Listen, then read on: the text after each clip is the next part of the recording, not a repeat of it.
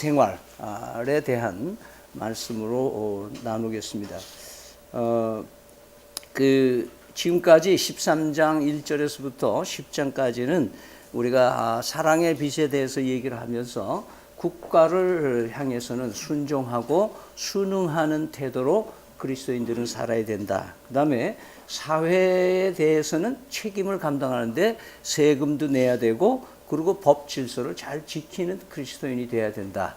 그 다음에 이웃을 향해서는 모두가 사람을 이용하지 말고, 물건은 이용하되 사람은 이용하지 말고 사람은 사랑의 대상이 되고 있다. 아무리 미운 사람이라도 하나님께서 우리에게 어떤 사람을 나에게 허락해 줬을 때는 사랑하라고 내 주변에 있게 했다는 것을 잊지 말아야 될 거다. 이렇게 얘기를 했습니다. 그러면서 오늘 본문에서는 이 개인의 신앙생활에서 어떤 컨셉을 가져야 되느냐 하는 것을 얘기를 하실 때에, 첫째는 종말론적인 신앙이다.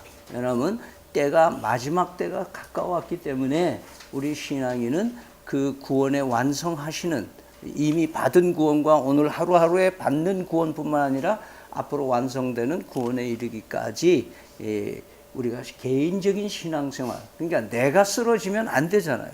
내가 먼저 신앙생활을 잘 해야 가정도 사는 거예요. 여러분이 타이탄이라는 영화를 보면은 그 파산돼 배가 빙산에 깨져가지고 가라앉을 때 다른 사람을 구할 수 있는 사람은 뭐예요?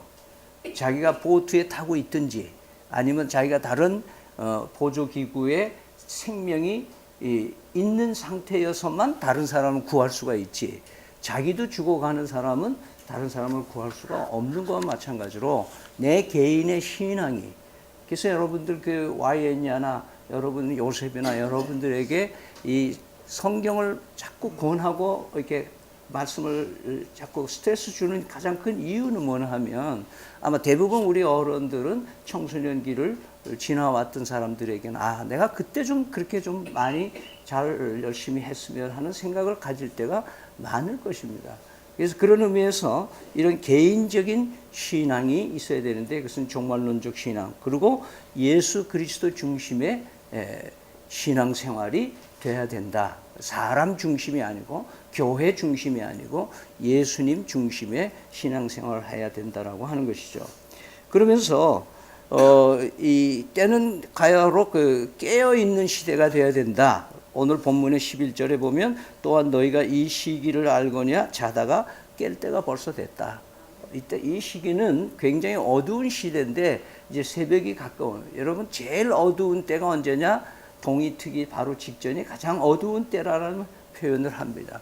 이 시대가 예수님이 오실 그 새벽이 가까운 이 어두운 시대, 그렇기 때문에 이 시기를 잘 알아야 된다. 우리는 지금 어떤 시대로 살아가고 있는지에 대한 인식이 우리에게 있어야 된다고 얘기를 하는 것이죠. 그래서 주전 600년경, 그러니까 지금으로 보면 2600년 전에 다니엘이라는 사람을 통해서 하나님이 이 마지막 때가 되면은 이런 일이 있다. 그것은 빨리 왕래하고 그리고 지식이 더하게 되는 시대가 올 거다. 빨리라는 속도가 굉장히 빨라지고 그 다음에 지식이 엄청나게 많이 발전되는 시대가 온다라고 얘기를 하죠. 그러면서 이 시대는 과연 속도 시대예요. 뉴턴이 1650년에 이런 얘기를 했습니다. 우리 인간은 앞으로, 그때는 말이 달리는 게 제일 높은 속도였기 때문에 이 말보다 빨리 달리는 시속 80km로 달리는 시대가 올 것이다. 그렇게 예언을 했어요. 근데 프랑스의 몰테르는 이렇게 얘기를 해요. 그 후 50년 후에 이런 얘기를 했어요. 굉장히 후진적인 얘기를 했는데요.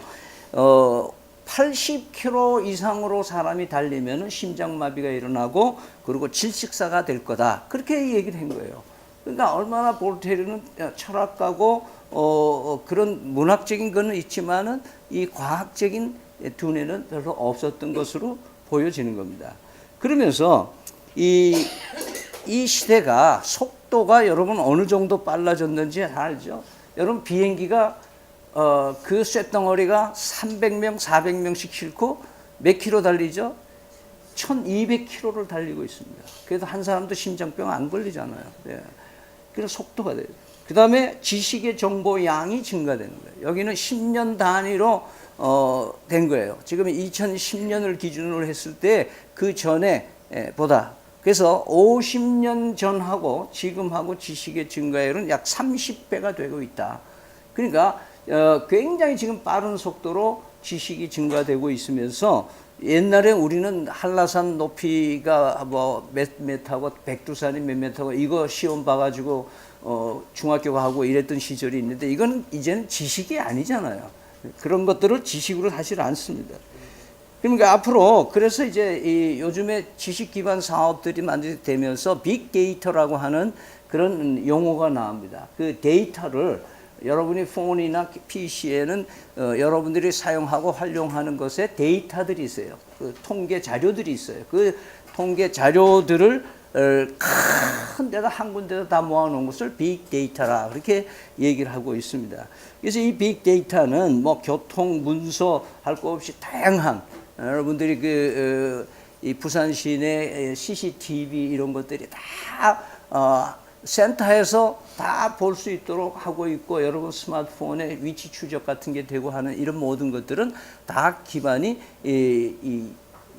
그 지식 기반 사업이 빅데이터에서 통계를 잡고 그거를 수집하고 그래서 때로는 예측도 하고 그래서 기상 예측 이런 것도 몇십 년 전에 어떤 이 1월 21일이 어떤 기상 조건이었는지 계속 빅데이터로 해서 그러면 금년에는 이렇으면 내년에는 어떤 일기 상황이 될 거다 이런 것들이 예측하고 있는 것도 이 빅데이터의 얘기입니다. 그래서 빅데이터가 어디까지 가냐 인공지능으로 가는데 여러분이 잘 아는 알파고 이세돌하고 했던 그 알파고가 사람 머리보다 점점 더 좋아지고 있다는 여러분 진화하죠. 그래서 앞으로 우리 자동차도 이 신문 보면서 자동차를 타고 다닐 수 있는 그래서 운전하면 스티커 끊기는 시대가 이제 올 거다. 그 다음에 이 바이오 테크닉, 그 바이오 로봇 그래서 인체를 대신할 수 있는 로봇이 계속 나오고 설거지도 로봇이 해주는 시대가 곧 온다는 거죠. 그러면서 이제는 스마트폰으로 의사와 진찰을 할 수 있어요. 내가 스마트폰을 내가 여기다 대면 의사가 내 심장 박동수와 이런 것들을 진찰해내는 이런 인공지능 시대가 이제 오고 많은 FX 영화에서는 이런 얘기들을 많이 하고 있습니다. 그런데 이 다니엘이 속도가 빨라지고 지식이 팽창할 거라는 것을 예언하는 2600년 전의 얘기와 함께 예수님 시대에 예수님이 예고한 게 있습니다. 예수님은 마태복음 24장에 이렇게 예수께서 대답하여 이르시되 너희가 사람의 미혹을 받지 않도록 주의하라. 많은 사람이 내 이름으로 와서 나는 그리스도라 하여 많은 사람을 미혹하리라. 난리와 난리 소문을 듣겠으나 너희는 삼가 두려워하지 말라. 이런 일이 있어야 하되 아직 끝은 아니라. 민족이 민족을 나라가 나라를 대적하여 일어나겠고 곳곳에 기근과 지진이 있으리니 이 모든 것은 재난의 시작이라. 이 마지막 때에 얼마나 이 세상이 급박해지느냐. 그래서 이 양의 가죽을 쓴 늑대 이런 표현이죠. 그래서 우리나라에 최근의 보도에 의하면 자기가 하나님이라고 주장하는 사람이 20명, 또 자기가 예수 그리스도라고 얘기하는 사람 재림 예수라고 52명, 거짓 선지자들이 처처해서 나오고 목사인지 1인지 뭐 목자인지 1인지 모를 정도로 지금 이 삭갈리고 있는 종교계도 뭐 그거는 우리 기독교뿐만 아니라 많은 이 어두운 세상의 모습들을 말해주고 있습니다. 그러면서 전쟁이 많아지고 있다. 여기 지금 A 그룹의 나라는 유혈 사태로 지금 벌어지고 있고 B의 나라들은 내전 중이고 C 나라는 게릴라전을 하고 있고 D 나라는 테러국으로 되어 있습니다. 그래서 그 전쟁 및 분쟁 지역이 107개 나라가 현재 지구촌엔 지금 전쟁 중이다. 그래서 200여 개 나라 중에서 반 이상이 지금 전쟁이 있고 그 중에 우리나라가 지금 핵 전쟁 위협에 북한과 함께 전쟁의 위협 속에 다양한 강대국 사이에서 우리나라가 언제 전쟁이 날지 모르는 그 위기 상황에 있다는 것을 예수님 당시에 얘기를 이미 했습니다. 이만큼 어두운 시대다 이 말이에요. 그러면서 지진은 어떤가? 우리는 작년에 그 경주와 포항의 지진을 직접 우리는 체감을 했기 때문에 이 뭐 많이 길게 얘기 안 해도 우리는 지금 2016년에 지진이 얼마나 더 많이 여진과 함께 이 땅을 위협하고 있는지 마지막 때가 되는 그 증거를 보게 됩니다. 그러면서 아직 우리나라까지는 안 왔지만은 가뭄과 기근이 이 지구촌에 지금 대단히 심하게 되어 있고 지금 식량 부족에 매일 굶주림에 시달리고 있는 사람이 인구 7명 중에 1명이 굶고 있다. 이런 이 통계를 우리는 보게 됩니다. 그러면서 이 어두운 세상이 어느 정도 긴박해 가고 있느냐 하는 것들을 오늘 그 13절 말씀에 보면은 낮에와 같이 단정히 해하고 방탕하거나 술 취하지 말며 음란하거나 호색하지 말며 다투거나 시기하지 말라. 이게 하지 말라 한 이유는 뭐냐면 이 시대가 이러한 증상이 지금 극을 달하고 있다라고 하는 것을 전제하면서 얘기를 하고 있는 겁니다. 오늘 본문에서 얘기했듯이 우리나라가 OECD 주요국의 15살 이상 1인당 술 소비량이 14.40으로 세계 3위입니다. 여기 1, 2는 소련, 중국 빼고 대한민국이 술 소비량이 가장 많다. 그 밑에 연두색은 20도 이상 그 독한 술을 마시는 사람들의 순입니다. 1.4리터를 1인당 평균 다 이렇게 마시고 있다. 그러니까 이 술이 지금 그래서 오늘날 우리 모든 범죄에서도 누가 뭐 어떻게 잡혀가면은 난 술 취해서 아무것도 기억이 안 난다 그러면은 봐주는 이런 그 세상에 살고 있다라는 것을 보게 되면서 다음에 그 방탕하고 그 성적 타락에 대해서 얘기를 하고 있는데요. 최근 동성애가 합법화되고 그런 법을 지금 신정부들이 문정부에서 지금 하고 있는데 미국이 뭐 주별로는 좀 다르게 대법원에서 재작년인가요? 그 동성 결혼을 합법화시키는 일들이 나오고 미국의 교회들은 PCUA 같은 데는 대소동이 일어나고 있고요. 그래서 동성애를 반대하는 사람들이 교회를 반으로 갈라나가고 그런 이 해프닝들이 미국에 지금 생기고 있습니다. 그래서 목사들 가운데도 동성애자들이 있고 뭐 신부는 더 이전부터 많이 있었다는 얘기들을 우리 많이 듭니다.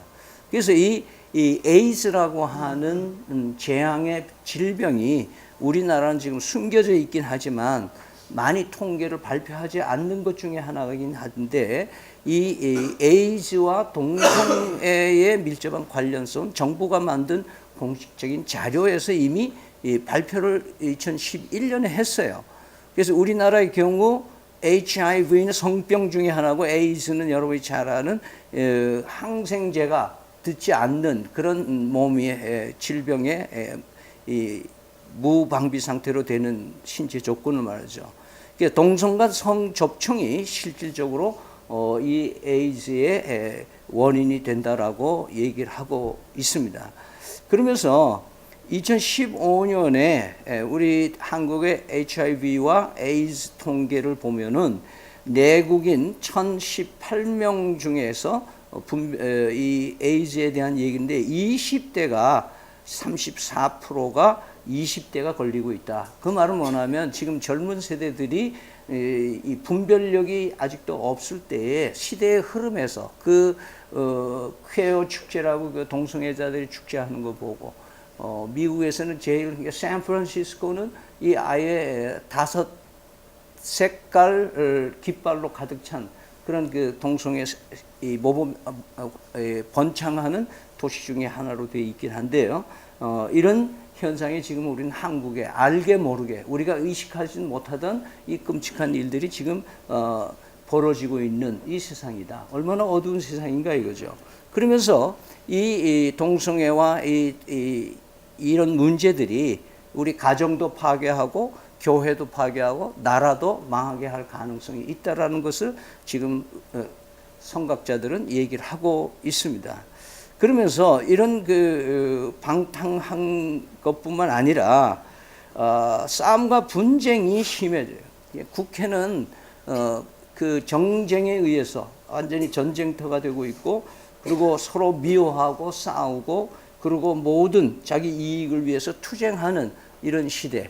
그래서 싸움이 빈번하고, 뭐 가정마다 싸우는 일이 그냥 다반사로 일어나고 있고, 그런 미움과 시기와 다툼이 극에 달하고 있는 이런 시대가 되어 있다. 이런 가운데서 과연 답은 있느냐? 과연 우리는 어떻게 이 어두운 세상에서 살아갈 수 있겠는가? 이런 질문을 이 시점에서 우리 스스로에게 해보는 겁니다. 그러면서 예수님이 하신 비유가 하나 있습니다. 우리 동영상을 우리 지영 학생이 보여줄 텐데요. 성경을 읽기보다는 이렇게 한 사람의 나레이터가 하고 있는 이야기를 여러분들이 더 쉽게 접할 수 있을 것 같아요. 보겠습니다. 그때 하늘나라는 마치 저마다 등을 가지고 신랑을 맞으러 나간 10명의 처녀와 같은 것이다. 10명의 처녀 중에 5은 어리석고 5은 슬기로웠다. 어리석은 처녀들은 등을 가졌으나 기름이 없었고, 슬기로운 처녀들은 등에 기름을 채워두었다. 그러나 신랑이 늦도록 오지 않자 처녀들은 모두 졸다가 잠에 들었다. 그런데 한밤중에 자, 신랑이 온다, 맞으러 나오너라 하고 외치는 소리가 들렸다. 그때 처녀들은 다 일어나 저마다 등을 손질했다. 어리석은 처녀들이 슬기로운 처녀들에게 우리 등불이 꺼져가는데 너희 기름을 좀 주겠니? 라고 하자 슬기로운 처녀들이 대답했다. 너희에게 기름을 나눠주면 우리도 모자라고 너희도 모자랄 거야. 차라리 가게에 가서 사다 쓰지 그러니. 그러나 미련한 처녀들이 기름을 사려 간 사이에 신랑이 왔다. 그래서 준비한 처녀들은 신랑과 함께 결혼잔치에 들어가고 문은 닫혔다. 그 후 미련한 처녀들이 와서 주님, 주님, 문을 열어주십시오 하고 부르짖었다. 그러나 신랑은 내가 분명히 말하지만 나는 너희를 전혀 알지 못한다 하고 대답하셨다. 그러므로 깨어있어라. 너희는 그날과 그 시간을 알지 못한다. 이 예수님의 말씀을 통해서 오늘 본문과 연결을 할 때에 그 대안이 있습니다. 준비를 해야 되는데 어떤 준비를 해야 되느냐? 그것을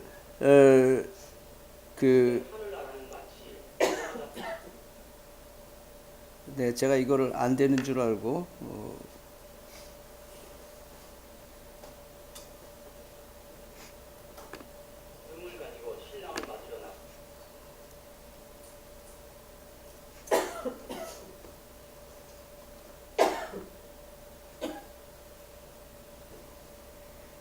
12절에 우리 같이 한번 읽겠습니다. 시작. 밤이 깊고 낮이 가까웠으니 그러므로 우리가 어둠의 일을 벗고 빛의 갑옷을 입자.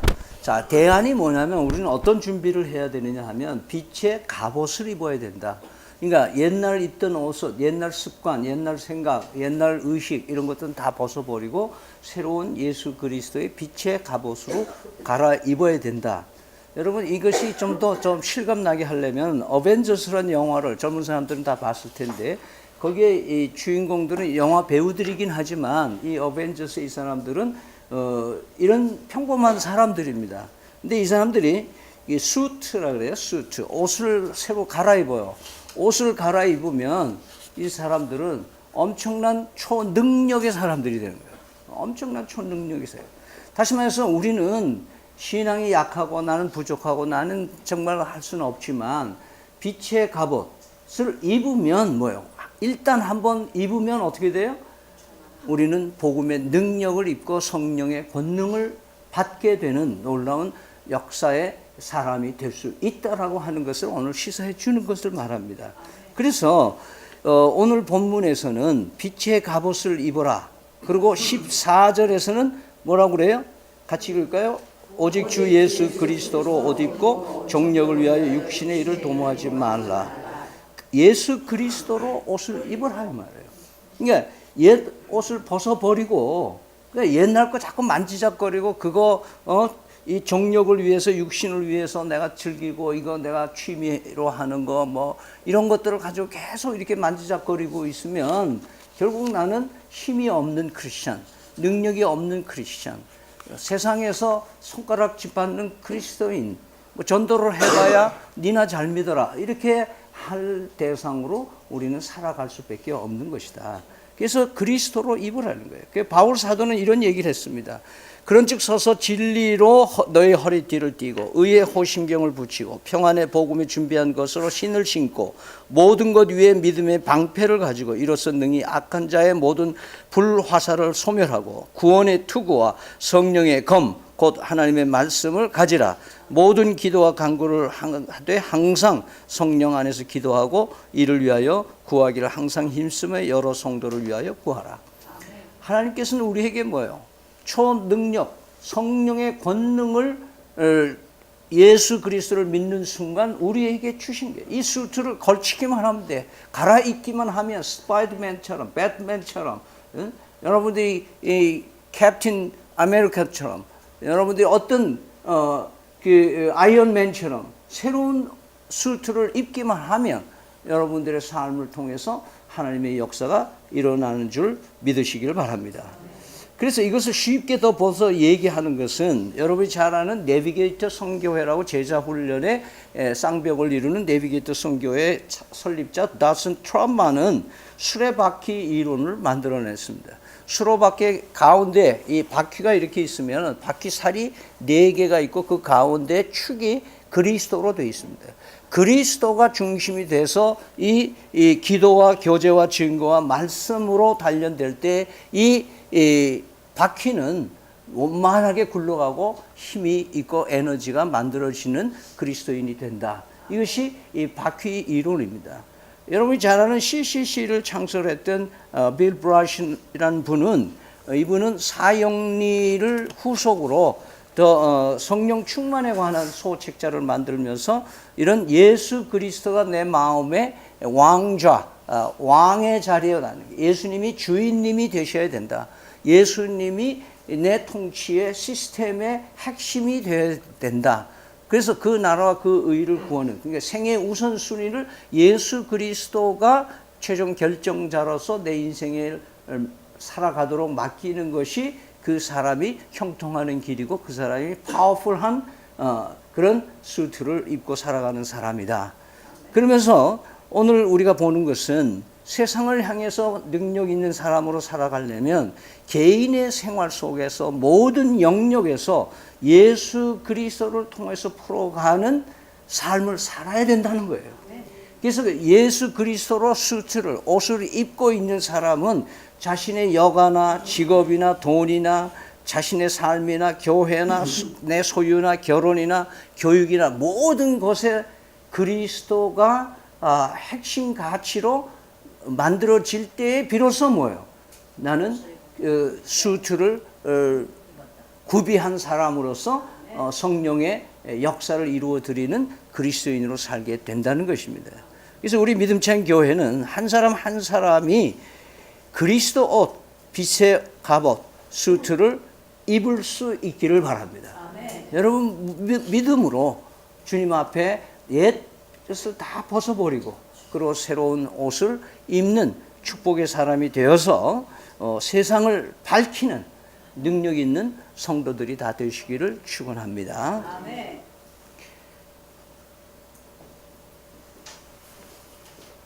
이 시간 잠시 한 30초 동안 여러분의 입술로 오늘 연약한 것이 전해준 이 메시지를 품으면서 나는 아직도 이 어두운 세상을 제대로 모르고 아직도 살만하다고 즐기며 살고 있는 건 아닌지,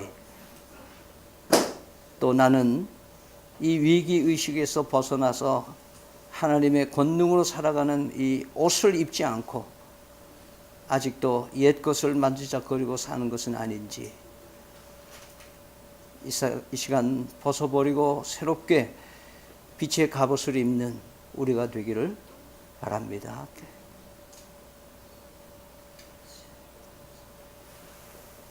지금은 우리 주 예수 그리스도의 은혜와 살아계신 하나님 아버지의 극진하신 사랑과 성령의 교통하심이